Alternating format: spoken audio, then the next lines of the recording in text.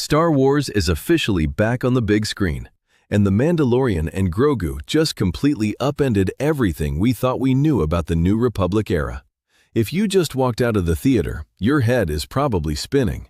We went from a dead simple rescue mission for Jabba the Hutt's son, Rada, straight into an absolute bloodbath on Nal Hutta, complete with toxic dragon snakes, the return of the Clone Wars bounty hunter Embo, and a massive conspiracy tying right back into the Imperial remnant.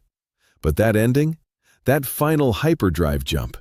It changes the entire trajectory of the upcoming Star Wars cinematic universe.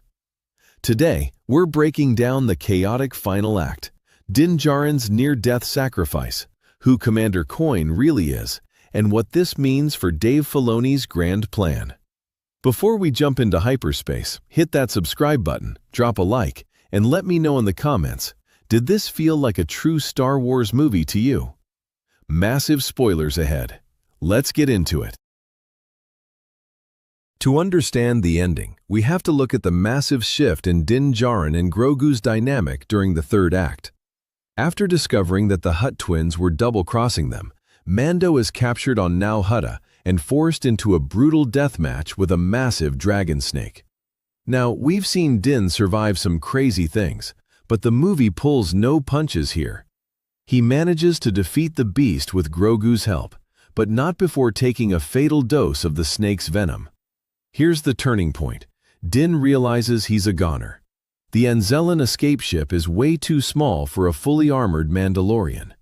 In a heartbreaking moment that mirrors classic Western sacrifices, Mando stays behind in the swamps, using his remaining strength to cover Grogu and the Anzellans' escape. But Grogu has grown immensely over the last 3 seasons of television. He refuses to abandon his father. In a beautiful role reversal sequence, Grogu sneaks back, stays by Din's side through the night, and secures an antidote from a local fisherman. This isn't just a neat survival trick. It establishes that Grogu is no longer just a baby to be protected. He is a true Mandalorian apprentice, actively keeping his master alive. Once Din recovers, he realizes running away isn't an option. The Hutt twins will hunt them to the edge of the Outer Rim. So they stage a massive heavy metal assault on the Hutt fortress. We get an incredible duel between Mando and the legendary bounty hunter Embo, while Grogu frees Rada the Hutt. The climax of the fight is pure chaotic poetry.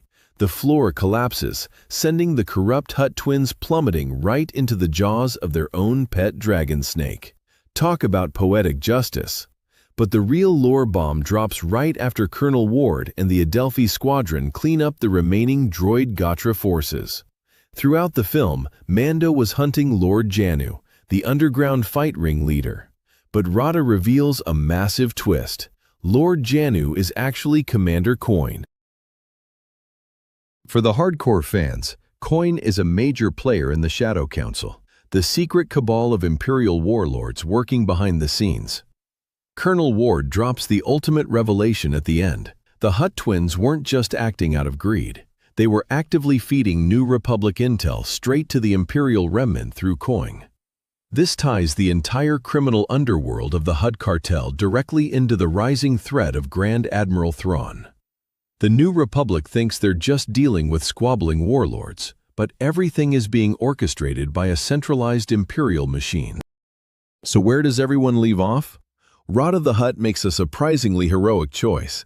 Instead of claiming his father Jabba's criminal throne, he chooses to stay with the New Republic at Adelphi base, to help them dismantle what's left of his family's syndicate. As for our favorite duo, Colonel Ward makes it clear to Din Djarin that even though he calls himself an independent contractor, he's a vital asset to the New Republic now. He's part of a larger family. The final shot of the film is pure Star Wars magic. Din and Grogu blast off in their newly modified Razor Crest. Din looks over, hands the controls to Grogu, and lets his son pilot them straight into lightspeed as the credits roll. It's an ending that delivers a definitive conclusion to this specific mission, but sets up a massive galactic conflict. Mando isn't just hunting random bounties anymore. He's the New Republic's frontline defense against the incoming That is how The Mandalorian and Grogu wraps up its massive theatrical debut. Grogu is officially a pilot in training, the Hutts are in absolute shambles, and the Shadow Council's grip on the galaxy is tightening. What did you think of the movie? Did the final battle live up to the hype? And where do you want to see Din and Grogu go next? Drop your theories down in the comments below. Don't forget to smash that like button and subscribe for more Star Wars breakdowns, lore explanations, and movie reviews. Thanks for watching, and may the Force be with you, always.